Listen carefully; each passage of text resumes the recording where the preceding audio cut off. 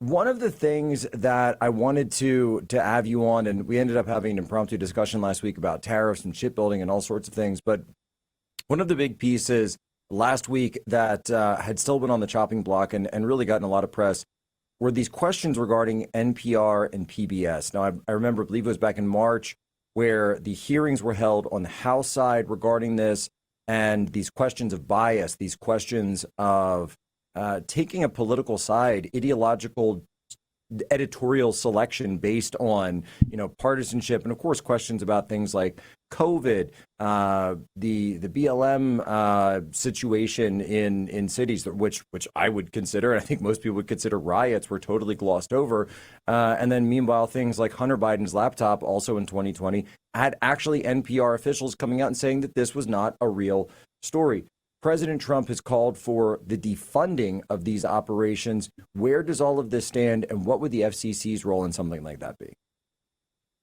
Yeah, it's a question of the moment, isn't it? Because things have progressed since we last talked.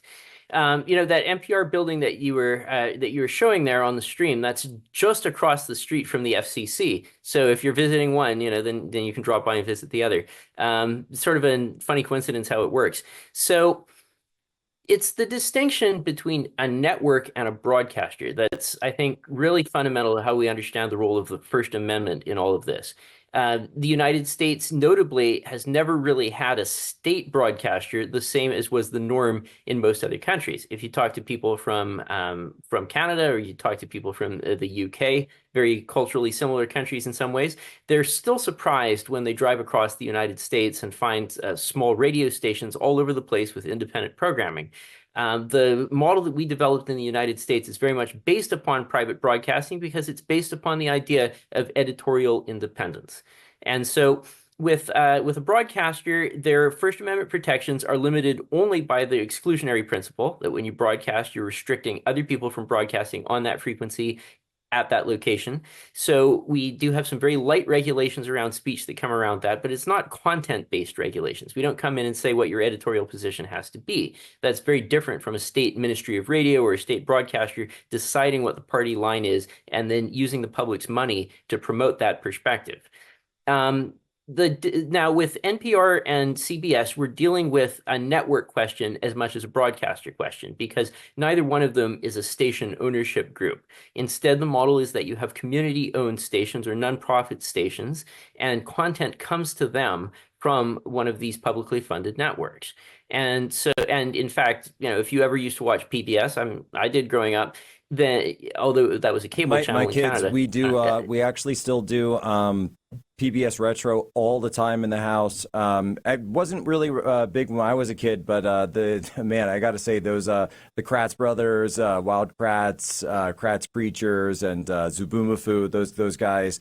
I mean, they just doing top notch work, and it's just not like the new stuff you see out there. That's absolutely true. And I mean, programs like Nova, I mean, I have a lot of fond memories of that kind of thing. When you watch that, you see very often that there's a production credit for a particular station that was the production partner. And in fact, what you'll see is that there was a particular station that would have hired someone like, for example, Mr. Rogers and made an agreement with him. And then they would have distributed it through the public broadcasting network to other member stations that would have picked up the programming. So in that case, you've got the network, so to speak, acting as a coordinator, but it's the actual broadcasters that are FCC licensees. So there's this nexus: is the local originator of programming, assuming there is one, it might just be network source programming, but is the local originator of programming acting in the public interest? Are they acting consistent with their license terms? If it's the network taking a party line and pushing that content out, then the question becomes a little different because the network isn't a regulated entity in the same way. That's why if you have a problem with it as a member of the public, your recourse is really more to their funding source, which is what we're seeing here with the federal government's actions, than it is to anyone's licenses. To put it bluntly, NPR and PBS don't have licenses. They're coordinating between groups of people who do. And that's, I think, part of the conceptual confusion that makes it so difficult for the public to get comfortable with this idea that you can have this extremely party line, partisan, and biased programming that nonetheless purports to be public programming.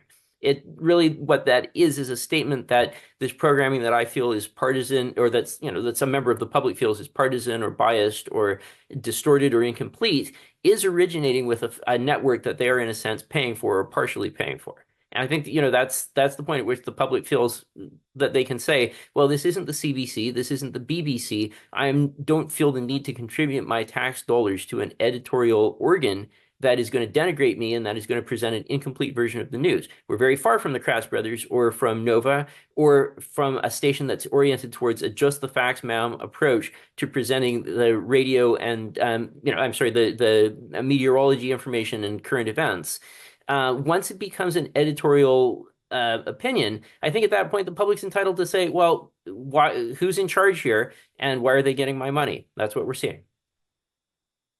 So, and this is just for my own edification. It's not necessarily that, NPR or PBS are getting the money directly. You're saying it's the network of distribution that potentially gets this taxpayer dollars, and then their content is just shared through that network. Yeah, exactly. So there are different funding sources playing into all of these broadcasters. As we've seen from DOGE.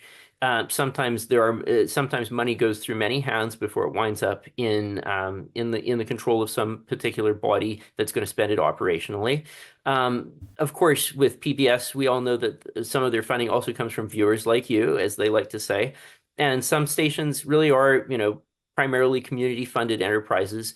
And that subscribe to the network because that's what the community wants. It's freedom of speech like any other. If you want to consume that kind of thing, that's your freedom too. But the real question is who's paying for it and why are we paying for it? And, has it been captured by a relatively small and inbred clique of people who have a particular view about this, intellectually inbred view of this, and who are using the good name of the United States government to launder what is really just their private and perhaps not very widely shared opinions. Well, I think that's exactly right. So we're coming up on a break right now. We're also, by the way, on the Salem Radio Network, coast to coast. So, of course, appreciating the irony of here we are discussing this while on rival radio stations. But at the same time, it's very important. It's extremely important for people to understand where their taxpayer dollars are going and what their taxpayer dollars are supporting. That's the entire point of DOGE. And the fact that this has been left basically on autopilot for so many years is exactly the reason that President Trump, Elon Musk, and so many others were put into place so that whatever dollar, every single cent that is being spent by the U.S. government is being done so for the betterment of the quality of life of the American people.